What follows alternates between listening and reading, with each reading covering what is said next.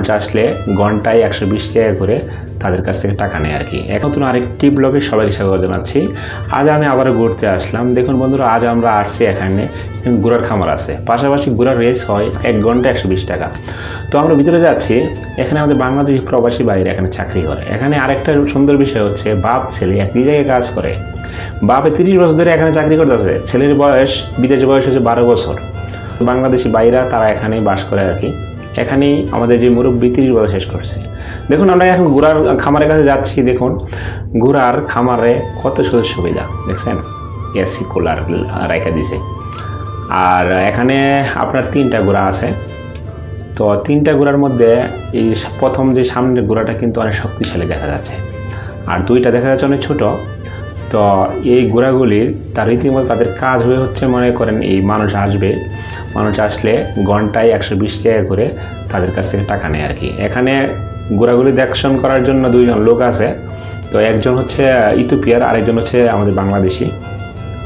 আর 2জন লোক আপনার খেজুরের খামারে এই দিক দিয়ে কাজ করে আর কি। এবং তাদের ভিতরে ছাগলের খামার আছে। দেখুন পানিগুলি সুন্দর করে রেখে দিয়েছে। 500 বছর 1000 বছর আগে বা 200 বছর আগে আর কি এই ঘোড়ার চল কিন্তু অনেক ছিল, কারণ ঘোড়া দিয়ে রাজাবাদশারা চলাচল করতো। আর এই ঘোড়াগুলি কিন্তু বাংলাদেশে সচরাচর খুবই কমই দেখা যায়। তো বন্ধুরা দেখতে পাচ্ছেন যে আসলে দুবাইতে এরকমভাবে ঘোড়া মনে করেন আসলে অবাক করার বিষয়। তারা মনে হয়তো অন্য কোনো দেশ থেকে নিয়ে আসছে, কারণ এইসব দেশে সব কিছুই মনে করেন বাইরের দেশ থেকে বেশি নিয়ে আসে। দেখেন ঘোড়াটা কিন্তু দেখতে কত সুন্দর। দেখেন এসি কুলার তা কীভাবে ফিট করে রাখছে, কীভাবে কত সুন্দর যত্ন নেই। আর দেখেন এই ঘোড়াগুলির এই বৈশিষ্ট্য হচ্ছে যে তারা কিন্তু আসলে পোষা ঘোড়া। তো এইগুলি দিয়ে মনে করেন আরবি প্রতিদিন কতটি টাকা কামায় যা বলার বাইরে। তো এই ঘোড়াগুলি মনে করেন সারাদিন এই ঘোড়াগুলি সারাদিন আপনার এরকমভাবে এটার মধ্যে রাখা হয়, এই ঘরের মধ্যে রাখা হয়। তো যেই সময় মনে করেন কাস্টমার আসবে সেই সময় মনে করেন ঘোড়াগুলি নিয়ে যায়। মনে করেন ছোট বাচ্চা পোলা বানায় গেলে ছোটোটা নিয়ে যায়, আর বড় মনে করেন বড় বয়স্ক মানুষ হলে তাদের জন্য এই বড় যে সামনের যে ঘোড়াটা আছে ওইটা নিয়ে যায় আর কি। তো বন্ধুরা আমাদের ভিডিওটি কেমন লাগলো অবশ্যই জানাবেন। চলুন আমি একটু আপনার ঘুরে দেখার চেষ্টা করি। দেখুন ঘোড়ার খাবারের পাত্র, এখানে ঘাস রাখা হয়েছে, যেরকম আমরা গরুর জন্য যেরকম ঘাস রাখি সেরকম ঘাসই আর কি। দেখেন আরেকটা পাত্রে এরকমভাবে ঘাস রাখা হয়েছে আর কি। তিনটা ঘোড়ার জন্য 3টা পাত্র। তো আসলে পরিবেশটা কিন্তু অনেক দারুণ সুন্দর, অনেক ভালো লাগবে। চলুন এখন দেখবো আসলে ঘোড়াগুলি কোন জায়গায় তারা রেস করে, যে জায়গায় 120 টাকা 1 ঘন্টায় নেই। তো দেখতে পাচ্ছেন এই এরিয়ার ভিতরে মনে করেন ঘোড়াটি দৌড় দেয় আর কি। তো যারা এখানে কর্মরত আছে তারা এখন নাই আর কি, কারণ এখনও কোনো কাস্টমার আসেনি, এই জন্য কোনো লোক মনে করেন এখন আসেনি আর কি দৌড়ের জন্য, ঘোড়া দৌড়ের জন্য। তো চলুন বন্ধুরা, যারা ঘোড়া দৌড় দিতে আসে এবং তাদের আত্মীয়স্বজন রেস্ট করার জন্য এখানে কিন্তু আরও সুযোগ সুবিধা আছে। তো দেখুন এখানে সুযোগ সুবিধাটা কী, চলুন আমরা ভিতরে গিয়ে দেখি। যারা মনে করে আরবিরা গাড়ি নিয়ে আসবে তারা ড্রাইভার বা ঘরের মালিক আর বাবা মা এখানে বসে রেস্ট করতে পারবে।